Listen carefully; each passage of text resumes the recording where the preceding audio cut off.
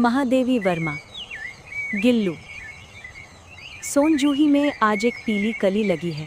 इसे देखकर अनायास ही उस छोटी जीव का स्मरण हो आया जो इस लता की सघन हरितमा में छिपकर बैठता था और फिर मेरे निकट पहुंचते ही कंधे पर कूदकर मुझे चौंका देता था। तब मुझे कली की खोज रहती थी, पर आज उस लघु प्राण की खोज है। परंतु वो तो अब तक इस सोनजूही की जड़ में मिट्टी होकर मिल गया होगा। कौन जाने स्वर्णिम कली के बहाने वही मुझे चौंकाने ऊपर आ गया हो। अचानक एक दिन सवेरे कमरे से बरामदे में आकर मैंने देखा, दो कौवे एक गमले के चारों ओर चोंचों से छुआ छुआवल जैसा खेल खेल रहे हैं।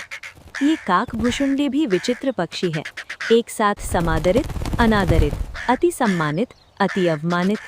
हमारे बेचारे पुरखे न गरुण के रूप में आ सकते हैं, न मयूर के, न हंस के। उन्हें पितृपक्ष में हमसे कुछ पाने के लिए काक बनकर ही अवतरण होना पड़ता है। इतना ही नहीं, हमारे दूरस्थ प्रियजनों को भी अपने आने का मधु संदेश इनके कर्कश स्वर में ही देना पड़ता है। दूसरी ओर हम कौवा और काँव काँव करने को अवमानना के अर्थ में ही प्रयुक्त करते हैं। मेरे काक पुराण के विवेचन में अचानक बाधा आ पड़ी, क्योंकि गमले और दीवार की संधि में छिपे एक छोटे से जीव पर मेरी दृष्टि रुक गई। निकट जाकर देखा, गिलहरी का छोटा सा बच्चा है जो संभवतः घोंसले से गिर पड़ा है और अब कौवे जिसमें सुलभ आहार खोज रहे हैं। काकद्वय की चोंचों के दो घाव उस लघु प्राण के लिए बहुत थे, अतः वो निश्चेष्ट सा गमले से चिपका पड़ा था।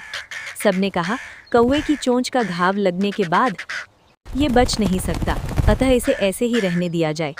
परंतु मन नहीं माना। उसे हौले से उठाकर अपने कमरे में लाई, फिर रुई से रक्त पोंछकर घावों पर पेंसिलिन का मरहम लगाया। रुई की पतली बत्ती दूध में भिगोकर जैसे तैसे उसके नन्हे से मुंह में लगाई, पर मुंह खुल न सका और दूध की बूंदें दोनों ओर ढुलक गईं। कई घंटे के उपचार के उपरांत उसके मुंह में एक बूंद पानी टपकाया जा सका। तीसरे दिन वो इतना अच्छा और आश्वस्त हो गया कि मेरी उंगली अपने दो नन्हे पंजों से पकड़कर नीले कांच के मोतियों जैसी आंखों से इधर उधर देखने लगा। 3-4 मास में उसके स्निग्ध रोएं, झब्बेदार पूंछ और चंचल चमकीली आंखें सबको विस्मित करने लगी। हमने उसकी जातिवाचक संज्ञा हो व्यक्तिवाचक का रूप दे दिया और इस प्रकार हम उसे गिल्लू कहकर बुलाने लगे।